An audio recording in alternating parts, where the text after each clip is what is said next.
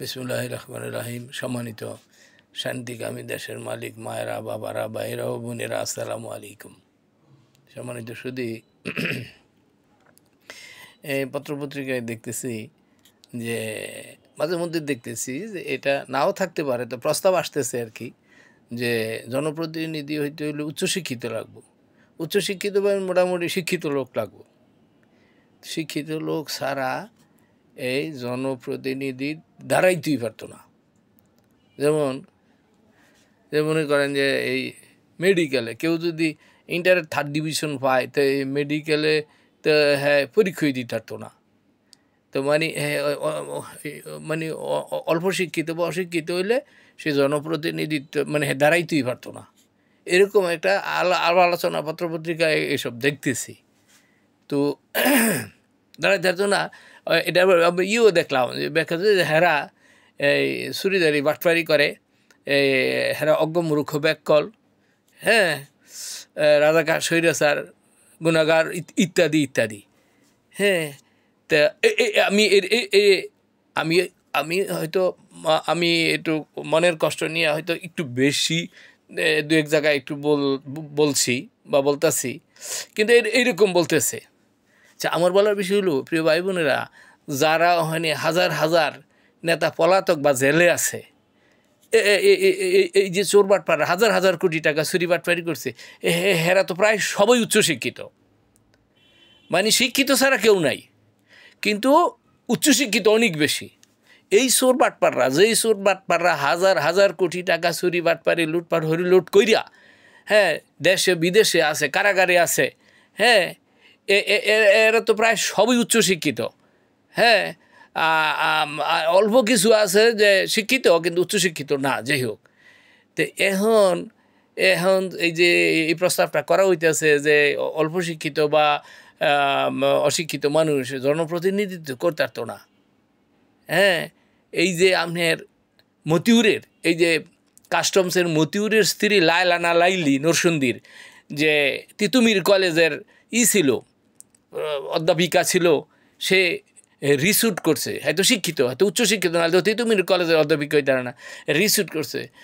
অনেকের কাছে শোনা গেছে এটা রিস্যুট না, এইটা একটা মানে কালো টাকাওয়ালাদের পতিতালয়। এটা হলো পতিতালয়। হ্যাঁ, এই লাইলা বা লাইলি অনেক লেখাপড়া কইরা, হ্যাঁ হ্যাঁ, ওই ভদ্র মানুষদেরকে বিনোদন দেয়। হ্যাঁ, এনে বিনোদনের উপকরণগুলো হ্যাঁ বা হ্যাঁ নিজেও তো একজন বিনোদন দেওয়ার প্রার্থী।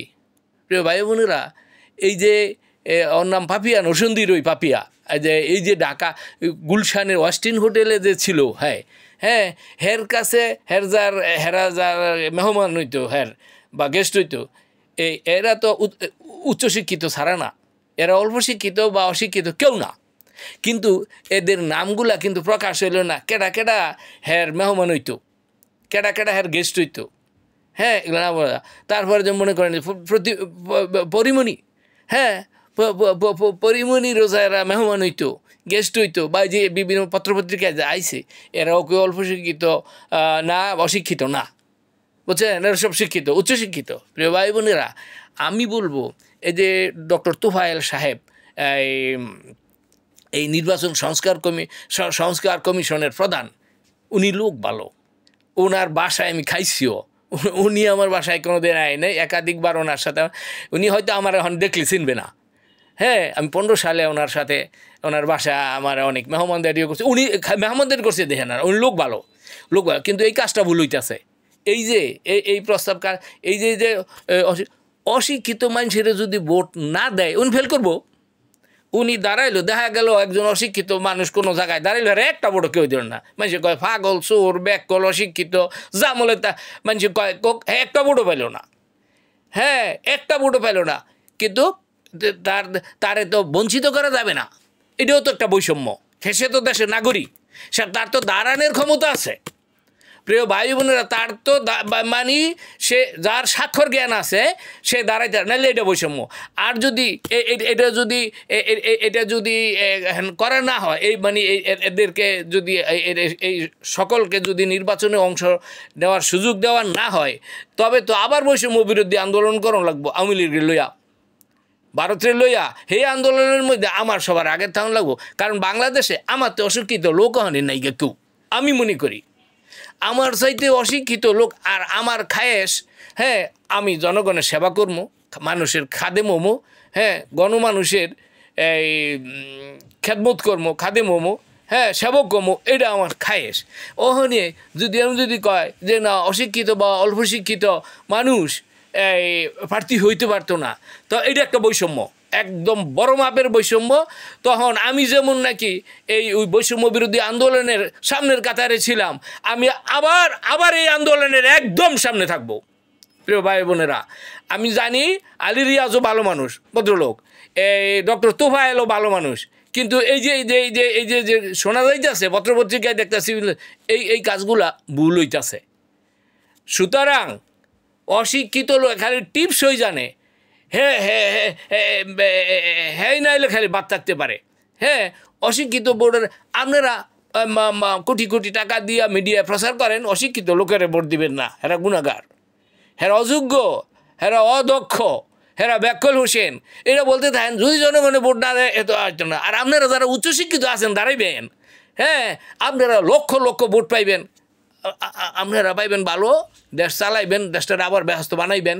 প্রিয় ভাই বোনেরা, এই বিশ্বের এই মানে বিশ্ব নেতা যেতে হেইতে ছিল অশিক্ষিত, উম্মি। আচ্ছা, কাজী নজরুলও তো অশিক্ষিত, এই শেক্সপিয়ারও তো অশিক্ষিত, এই সক্রেটিসও তো অশিক্ষিত, এই কবিগুরু রবীন্দ্রনাথ ঠাকুরও তো অশিক্ষিত। হ্যাঁ, কয়টা বিশ্ববিদ্যালয়ের সার্টিফিকেট আছে, হ্যাঁ, স্কুলের সার্টিফিকেট, মানে কোন ক্লাস পর্যন্ত হ্যাঁ সার্টিফিকেট আছে। বেগম রোকেয়া তো অশিক্ষিত। আমরা আপনাদের কাছে শিক্ষার মাপকাঠিটা কি? শিক্ষিত আর অশিক্ষিতর মাপকাঠিটা কি, কেমন? এটা জাতিরে এই সংজ্ঞাটা দিয়া তারপরে আপনার এই ব্যবস্থা এই চালু করতে হইব। আর নাইলে এই যে বৈষম্য তৈরি হইব, এই বৈষম্য বিরোধী আন্দোলনের ফের তো আমি থাকবো, আমি সামনে থাকবো। প্রিয় ভাই বোনেরা, আমি কোনোরূপ কখনো যেন কোনোরূপ বৈষম্য না থাকে এই ব্যবস্থা করেন। তা আমি ওটা করলাম, ডক্টর তোফায়েল সাহেব অনেক ভালো মানুষ সত, কিন্তু এই কামটা ওনার ভালো হইতেছে। আর আমি ওনার বাসায় আমি গিয়ে বেড়াইছি, কিন্তু অনেক বুঝে গেছি কত নাম্বার বাসা। আমি আবার ওনার সাথে দেখা করতে চাইতেছি, কিন্তু পাইতেছি না, নাম্বারও নাই। যাই হোক, আর আলী রিয়াজও ভালো, ওনারা ভালো, কিন্তু এটা ভুলক্রমে এটা হইতেছে। যাই হোক, আমি এর থেকে চাইতেছি। আমি আরেকটা কথা বলতে চাইছিলাম, সময় তো শেষ হয়ে গেছে গা। এক বেটায় তার পোলারে আদর কইরা নাম রাখছে বাদশাহ। হ্যার বয়স হয়েছে 45। তো বয়স 45 হয়েছে, এহেনে বাবারে গাম সাদানা পেঁচাইয়া লটকাই মেরে লাইছে, মাইরা কয় যে বাবাই নিজে ফাঁসি লটকেছে। সেইটা 9 মাস পরে প্রমাণিত হয়েছে বাবার ফাঁসি গেছে। কিন্তু দেখেন, বাপে সন্তানের নাম রাখছে বাদশাহ, হ্যাঁ নাম রাখনে কামাছিল রাজা। হে বাবারে যে 45 বছর পর্যন্ত যে সন্তানরা, আমার তো সময় শেষ হয়ে গেছে গা। আচ্ছা, আপনারা এই ফেসবুক আইডি আমার নিচে কমেন্ট বক্সে ফেসবুক আইডি ও ফেসবুক পেজ আছে, আপনারা লাইক কমেন্ট দিয়ে সবাই পাশে থাকবেন। আসসালামু আলাইকুম।